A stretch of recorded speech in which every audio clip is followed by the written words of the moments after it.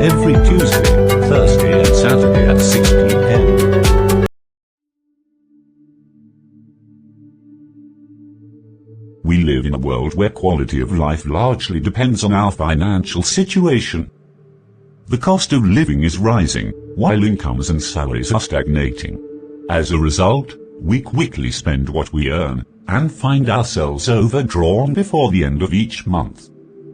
What's more, job opportunities are limited, creating high unemployment among young graduates. The paradox is that while young people are struggling to get by, social networks are awash with images of luxurious lives, often promoted by influencers and entrepreneurs. These people project an image of success without showing the failures and difficulties encountered along the way. Worse still, some lie about their wealth to make themselves look good. This leads young people to believe in quick and easy wealth, obtained without any prior effort. This is the story of Cofire and his children, Joel, Ken and Ludovic. Cofire is the father of 3 ambitious young men living in a working-class district of Abidjan. Joel is studying economics, Ken law and Ludovic IT. For the past 2 years, Ken, the eldest, has been desperately looking for a stable job, but opportunities are few and far between. Social pressure and financial difficulties overwhelm him, leading to depression and anxiety.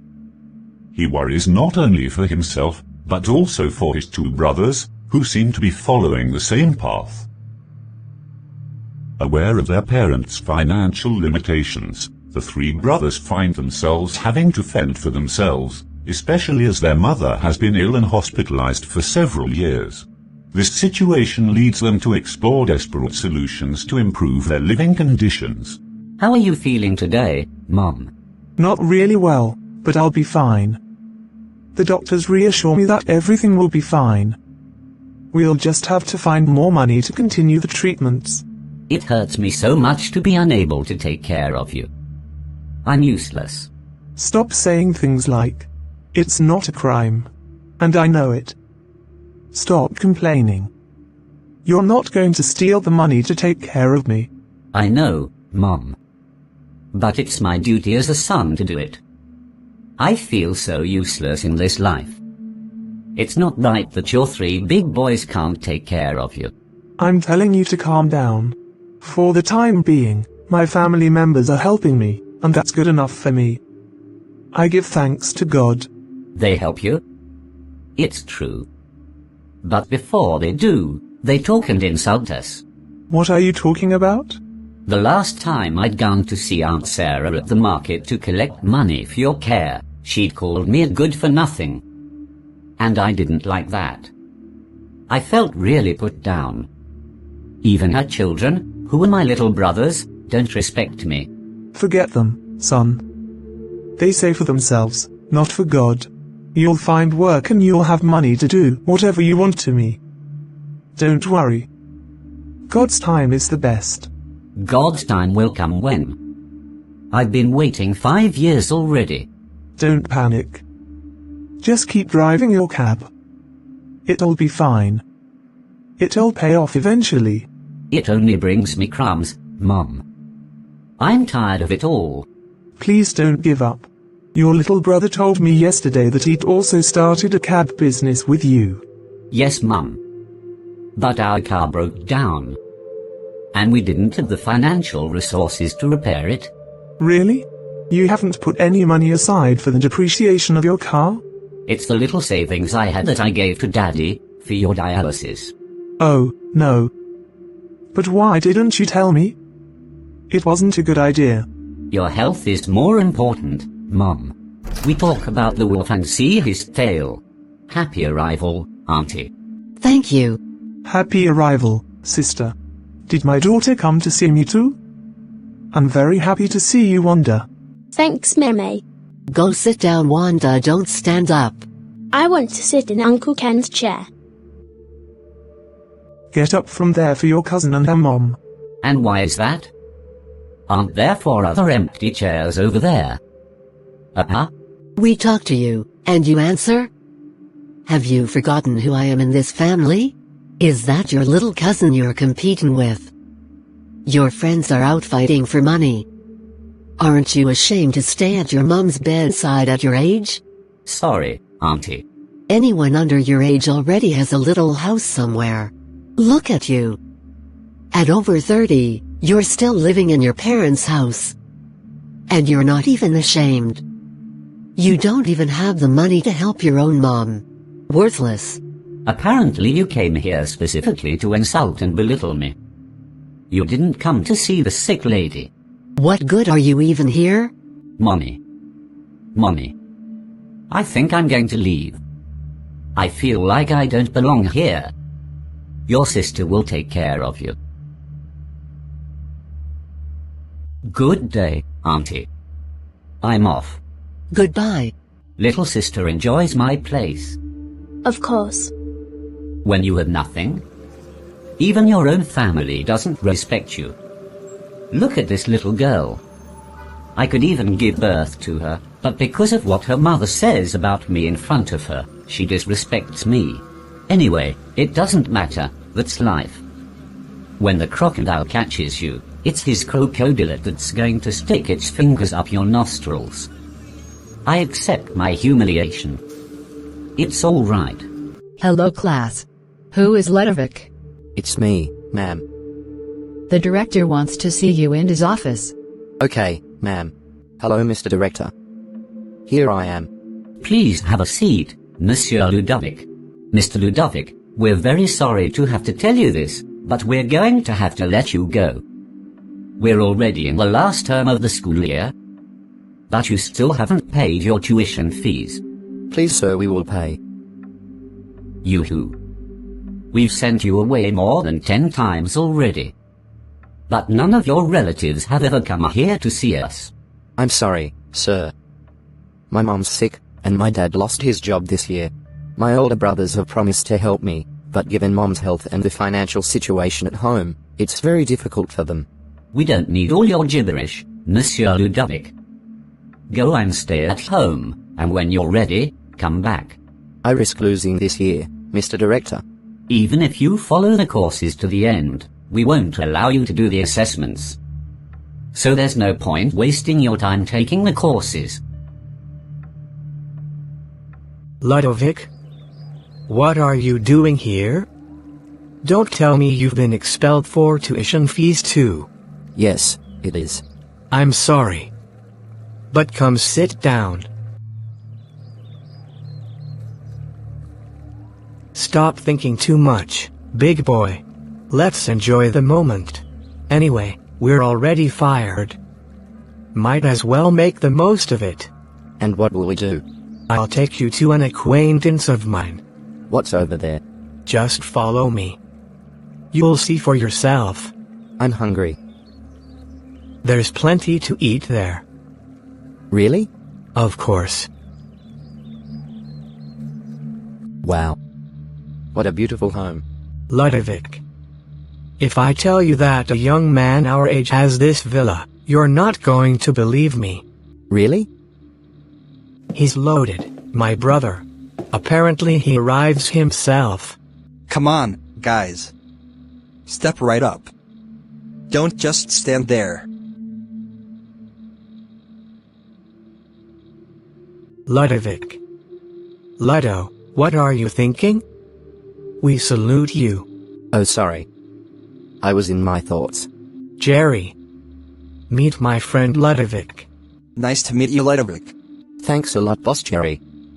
The pleasure is shared. Don't you have class? Monsieur Ludovic. Ludovic is also sent back to school like me. I can see. I've got a solution for you. Tomorrow I'll go to your school to sort out your situation. Thanks a lot, boss. I didn't get that. Are you serious? You really want to pay my tuition when we hardly know each other? Money is never a concern for me, brother. I always respect my commitments. Now enjoy yourselves. Make yourself at home.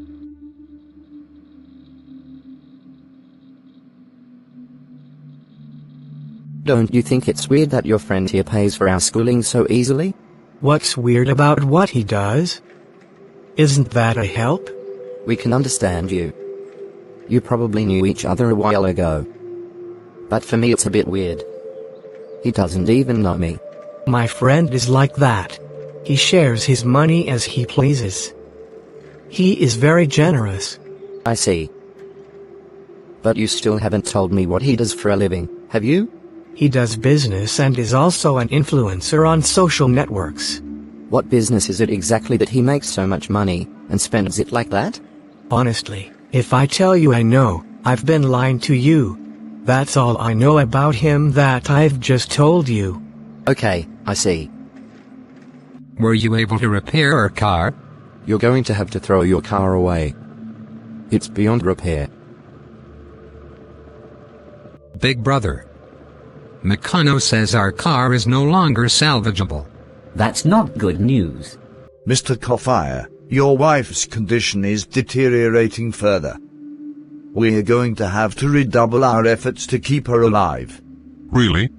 Yes, but unfortunately your sister-in-law, I mean your wife's sister, has just broken off her agreement with us. I didn't understand, Doctor. She said she couldn't continue to pay your wife's hospital bills for the next 3 months. Really? It's not true.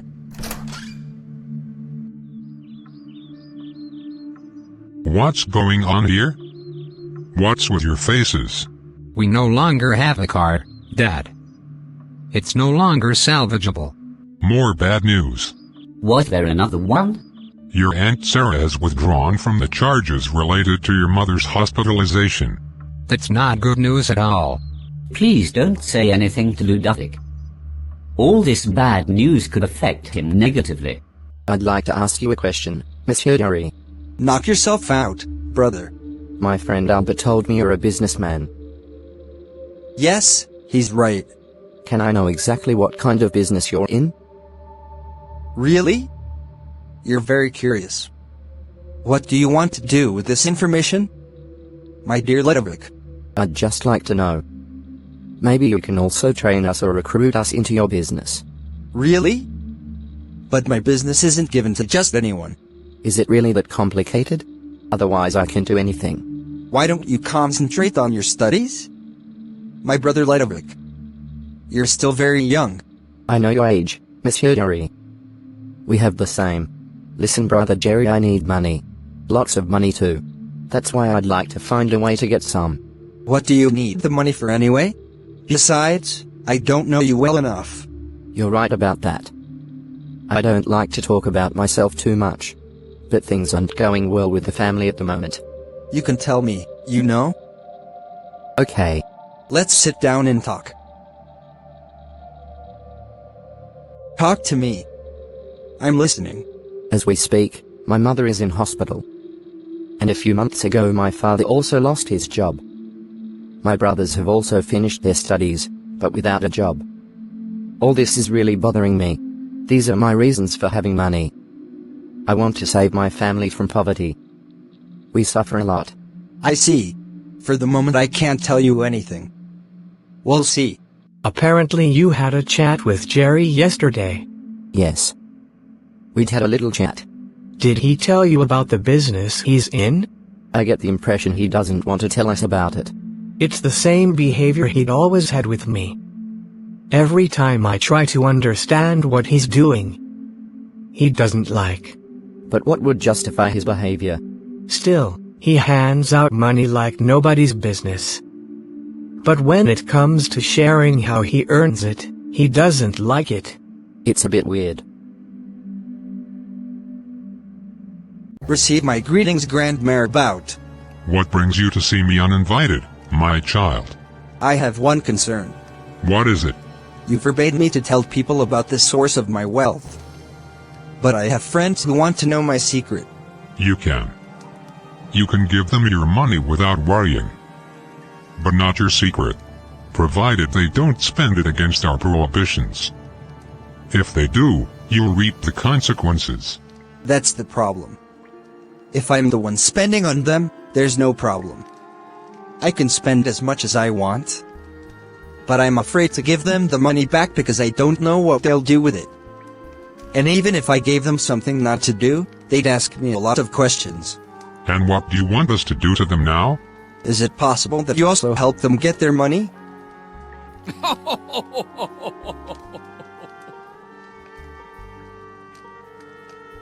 There's nothing to worry about. If you're sure they've got the heart to do whatever it takes. I hope so too.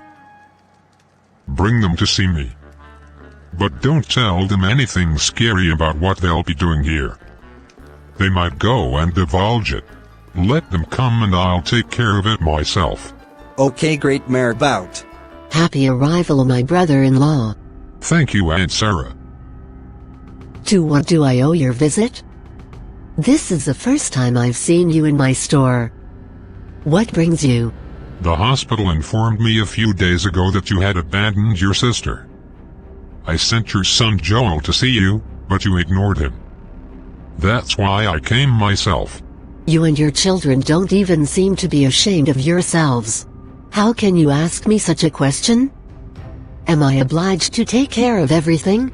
When you call yourself a husband and father, you assume your responsibilities. Go take care of my sister.